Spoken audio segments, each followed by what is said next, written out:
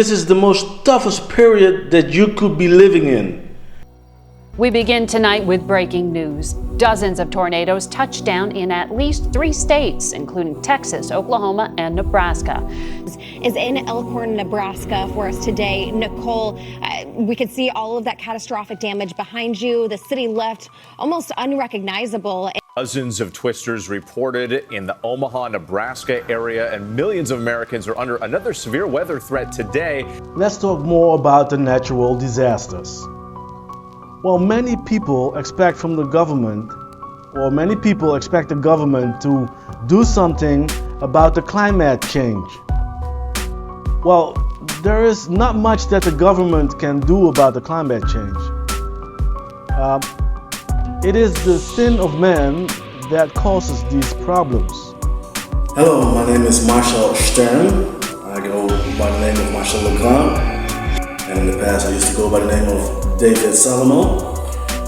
Well, you know, people nowadays are so ignorant about subjects that the Bible already described in several occasions. And I'm talking about the climate right now. There are many things going on, many discussions taking place about the climate change. And people don't understand anymore what's going on in the world. Well, they think they know because some scientists explain certain things about what happens to the climate. Well, it's partially true, but the biggest truth lies in the Bible. God already explained. Because if you read Psalm 19, it clarifies it all. You know, the law of God, and that's what Psalm 19 is all about, is connected to us as human beings. In a way, as is, you know, like the law of Mendel, law of gravity. Action is reaction. The law of thermodynamics. It's the same law. So it's not just the law that we live by. It's the law as a law that scientists acknowledge as being something that is in our world.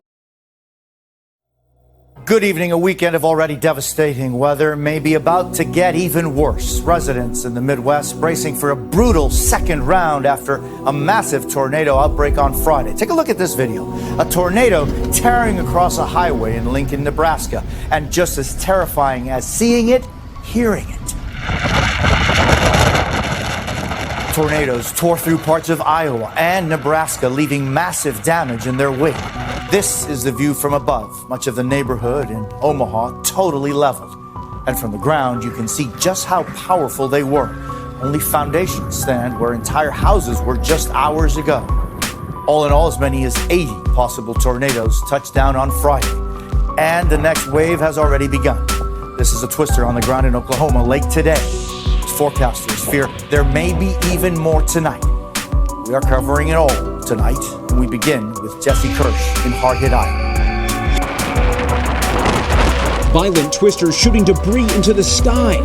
Violent tornado, guys! Violent! In all, dozens of tornado reports across multiple states since Friday.